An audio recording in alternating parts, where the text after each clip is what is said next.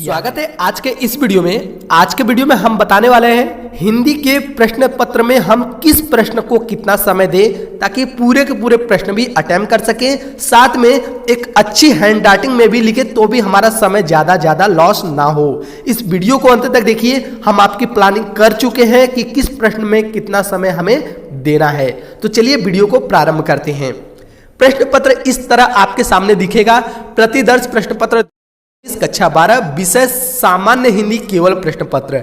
यहाँ पे 3 घंटे 15 मिनट का समय दिया जाएगा। 100 अंक का ये पेपर होगा। जो 15 मिनट है वो 3 घंटे के पहले ही आपको दे दिया जाएगा जो प्रश्न पत्र पढ़ने के लिए। तो इस प्रश्न पत्र को पढ़ने के लिए आपको पहले से ही समय अगर दे दिया गया है तो आप क्या कीजिएगा, उसे पहले से अच्छे से रीड कर लीजिएगा।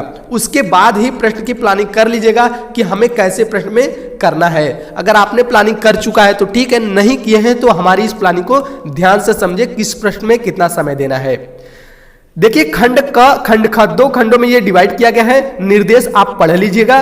प्रश्न संख्या 1, प्रश्न संख्या 1 में 5 प्रश्न है। क ख ग घ अंग। ये बहुविकल्पी प्रश्न है, एक एक अंक के आने वाले हैं।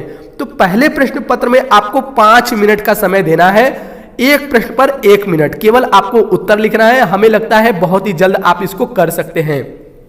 उम्मीद करते हैं मैक्सिमम विद्यार्थी इसे 3 मिनट में 2 मिनट में भी कर सकते हैं। अगर इतने में करते हैं तो आपका ये समय आगे कहां मैनेज करना है मैं आपको बता दूंगा। लेकिन मैक्सिमम मैंने 5 मिनट भी समय दिया है तो भी आप अच्छे से अटेम्प्ट कर सकते हैं आगे के भी प्रश्न को। प्रश्न संख्या 2, इसमें भी बहुविकल्पी प्रश्न पूछे जाएंगे। क ख ग घ अंग इस तरह पूछे जाएंगे।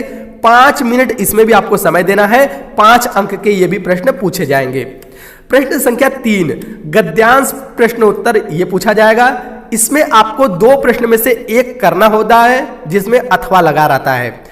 एक ही प्रश्न अगर कर लेते हैं तो 10 अंक आपको पूरे मिलने वाले हैं। इस प्रश्न पत्र में आपको 15 मिनट पूरे के पूरे समय देना है। अगर आप 15 मिनट से ज्यादा समय लगाते हैं तो आप खुद समझ जाइए कि मैं कहीं ना कहीं लॉस में जा रहा हूं। इसलिए 15 मिनट लगाएं या उससे कम लगाते हैं तो मेरी तरफ से आप सभी को एडवांस में बधाई। क्वेश्चन नंबर 4, क्वेश्चन नंबर 4 पद्यांश पर आधारित प्रश्न उत्तर पूछा जाता है। इसमें भी आपको 15 मिनट का पूरा समय देना है। उससे अगर कम लगाते हैं तो ठीक है, ज्यादा लगाते हैं तो आपको आगे भुगतना पड़ सकता है। इसलिए इस प्रश्न पत्र को 15 मिनट समय दे, 10 अंक पूरे के पूरे आपको मिल जाएंगे। प्रश्न संख्या 5, प्रश्न संख्या 5 में लेखक का जीवन परिचय क नंबर में पूछा जाता है। ख नंबर में कवि का जीवन परिचय पूछा जाता है। लेखक का जीवन परिचय में 10 मिनट का समय दे सकते हैं। कवि का जीवन परिचय में भी 10 मिनट का आप समय दे सकते हैं, जिस पर 4 अंक निर्धारित आपको मिल जाएंगे। ध्यान दीजिएगा 4 अंक के प्रश्न में केवल मैक्सिमम 10 मिनट ही समय दीजिएगा, उससे ज्यादा समय आपको नहीं देना है। क्वेश्चन नंबर 6, ये कहानी पर आधारित प्रश्न पूछता है। 2 में से कोई एक करना होता है, जैसे पंचलाइट, बहादुर, लाठी, किसी एक का एक करना होता है। 4 अंक आपको मिलने वाले हैं। तो इस प्रश्न में आपको मैक्सिमम जो समय देना है वो 10 मिनट देना है। 10 मिनट में आप 80 वर्ड बहुत ही अच्छे वर्ड में लिख सकते हैं। प्रश्न संख्या 7, स्वपथित नाटक के आधार पर प्रश्न पूछा जाएगा। किसी एक को करना होता है।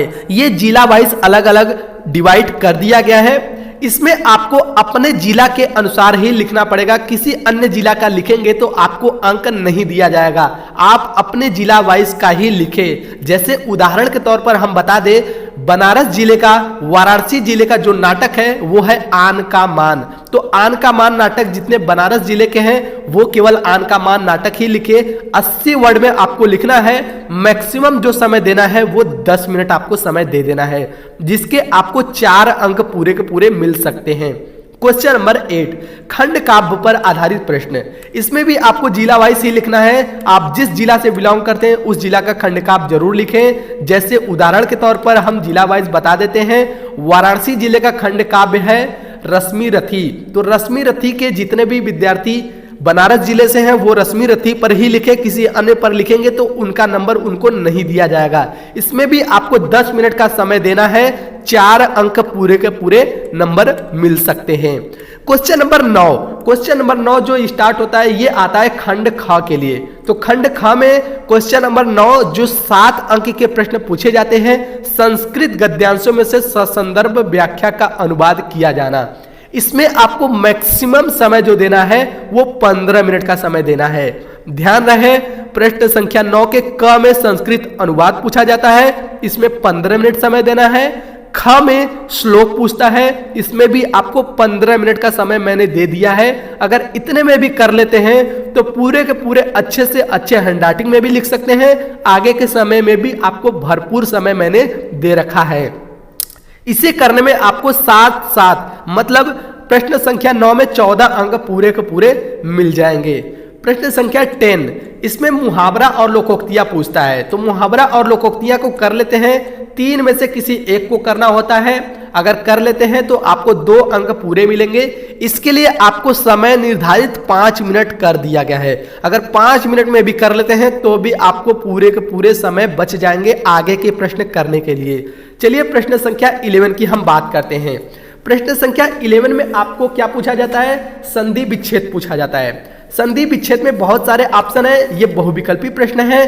प्रश्न संख्या 11 को करने के लिए आपको मैक्सिमम 5 मिनट का समय देना है। प्रश्न संख्या 12, इसमें शब्द युग्म का चयन पूछा जाता है क ख करके, ये भी बहुविकल्पी प्रश्न पूछा जाता है। इसमें भी आपको मैक्सिमम 5 मिनट का समय दे सकते हैं तो भी आपके पास भरपूर समय बच जाएगा। बात करें प्रश्न संख्या 13 का, तो प्रश्न संख्या 13 में रस छंद अलंकार पूछा जाता है। क ख ग करके पूछा जाएगा। इसमें अगर रस में 5 मिनट, छंद में 5 मिनट, अलंकार में 5 मिनट देते हैं तो प्रश्न संख्या 13 में 15 मिनट का समय लगाते हैं तो भी आपके पास भरपूर समय रहेगा। इसे करने से आपको पूरे 6 अंक मिल सकते हैं। प्रश्न संख्या 14, प्रश्न संख्या 14 में पत्र लिखने के लिए पूछा जाता है। पत्र लिखने के लिए आपको मैक्सिमम जो समय देना है वो समय देना है 10 मिनट। 10 मिनट से ज्यादा आप पत्र ना लिखें क्योंकि इस पर 6 अंक निर्धारित किया गया है। बात करें निबंध की, तो निबंध में 9 अंक मिलने वाले हैं। तो बहुत सारे विद्यार्थी निबंध नहीं लिख पाते हैं क्योंकि उनके पास समय नहीं बचता है। इसलिए निबंध में मैंने 15 मिनट का ऑलरेडी समय दे दिया है। अगर 15 मिनट का समय आप दे देते हैं तो भी आप अच्छे हैंडराइटिंग में अच्छे शब्दों में लिख सकते हैं, जिसके आपको 9 अंक पूरे के पूरे मिल जाएंगे। अब बात करें जितने भी हमने समय दिया है, निर्धारित किया है, सबको काउंट करते हैं, सबको टोटल करते हैं तो 175 मिनट टोटल आ जाएंगे। बात करें 3 घंटा की, तो 3 घंटा में 180 मिनट होते हैं। मतलब यहाँ पे 5 मिनट फिर भी आपके पास बचा हुआ है। अगर जिस प्रश्न में आपका ज्यादा टाइम लगता है उसे आप मैनेज कर सकते हैं, लेकिन 5 मिनट अंत में आपको छोड़ना इसलिए मैं जरूरी समझा क्योंकि कुछ भी हो सकता है। जैसे आपका बी कॉपी सी कॉपी मिला है तो उसको आपको कंबाइन करना, अच्छे से हैंडल करना, उसके लिए मैंने 5 मिनट का समय भी निर्धारित कर दिया है। उम्मीद करते हैं विद्यार्थी आपको ये हमारी प्लानिंग समझ में आई होगी। अगर प्लीज प्लानिंग समझ में आई है तो वीडियो को लाइक करें और चैनल पे पहली बार आए तो चैनल को सब्सक्राइब कर लीजिए, क्योंकि इस तरह से हर एक विषय में मैं आपकी प्लानिंग करके देता रहूंगा कि आपको किस प्रकार से 90+ तो लाना ही लाना है। मिलते हैं कुछ ऐसे वीडियो के साथ, तब तक के लिए जय हिंद जय भारत।